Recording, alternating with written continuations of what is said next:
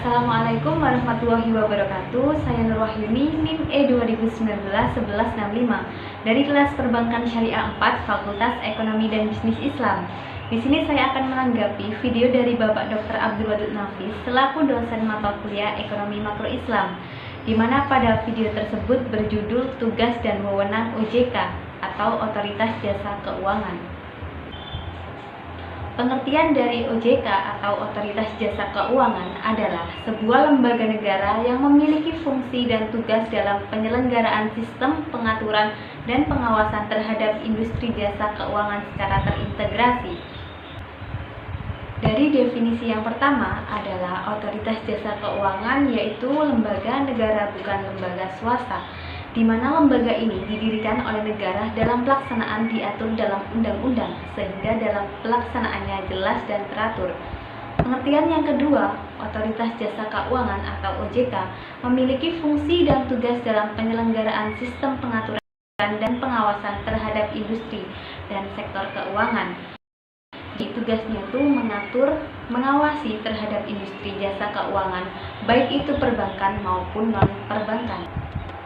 Dalam pengawasan Otoritas Jasa Keuangan atau OJK diantaranya yang pertama ada perbankan, yang kedua ada pasar modal, yang ketiga ada asuransi, yang keempat ada dana pensiun, yang kelima lembaga pembiayaan, dan yang keenam beberapa lembaga jasa keuangan lainnya.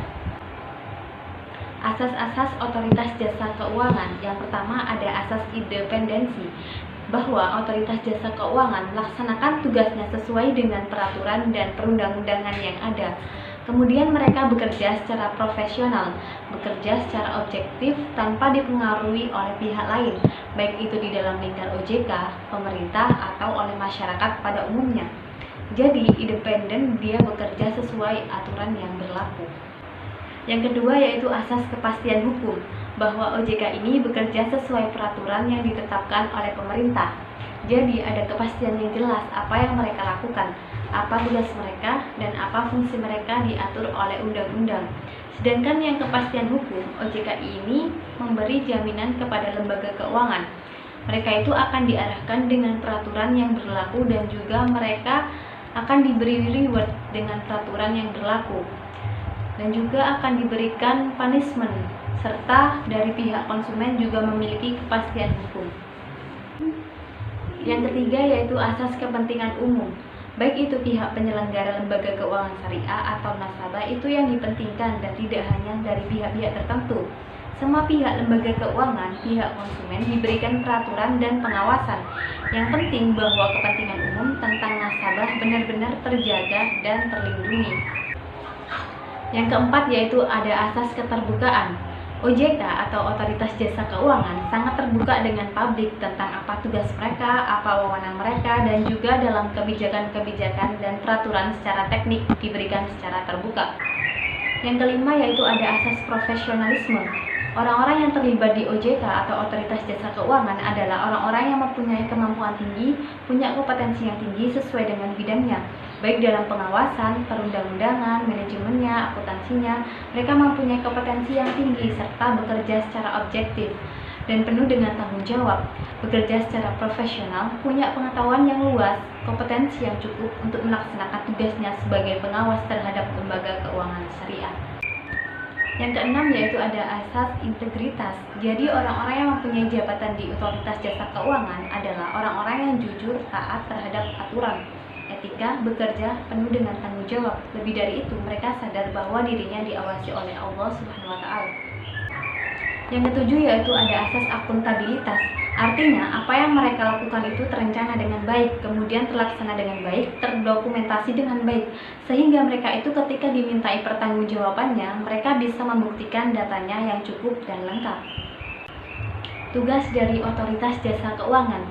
Yang pertama yaitu mengatur dan mengawasi kegiatan jasa keuangan, baik di sektor perbankan maupun non-perbankan.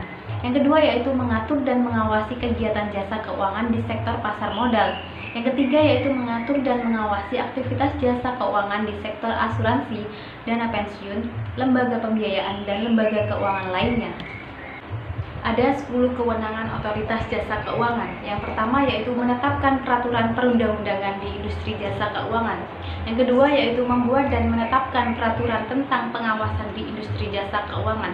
Yang ketiga yaitu membuat dan menetapkan kebijakan tentang pelaksanaan tugas otoritas jasa keuangan. Yang keempat yaitu mengatur tentang tata cara penetapan pengelolaan statuter di lembaga jasa keuangan. Yang kelima yaitu mengatur tentang struktur organisasi dan infrastruktur serta pengelolaan kekayaan dan kewajiban. Yang keenam yaitu membuat dan menetapkan peraturan tentang tata cara pemberian sanksi berdasarkan peraturan perundang-undangan yang berlaku di sektor jasa keuangan. Yang ketujuh yaitu membuat dan menetapkan kebijakan mengenai tata cara pengawasan terhadap industri jasa keuangan. Yang kedelapan, otoritas jasa keuangan dapat melakukan pengawasan, pemeriksaan, penyidikan, dan perlindungan konsumen dan tindakan lain terhadap lembaga jasa keuangan. Yang kesembilan yaitu memberikan sanksi administratif kepada pihak yang melanggar peraturan perundang-undangan di sektor jasa keuangan. Yang ke-10 yaitu otoritas jasa keuangan berwenang memberikan dan atau mencabut izin usaha, pengesahan dan penetapan lain dalam peraturan perundang-undangan di sektor jasa keuangan. Baik, terima kasih penjelasan dari saya. Semoga bermanfaat. Kurang lebihnya saya mohon maaf. Terima kasih. Wassalamualaikum warahmatullahi wabarakatuh.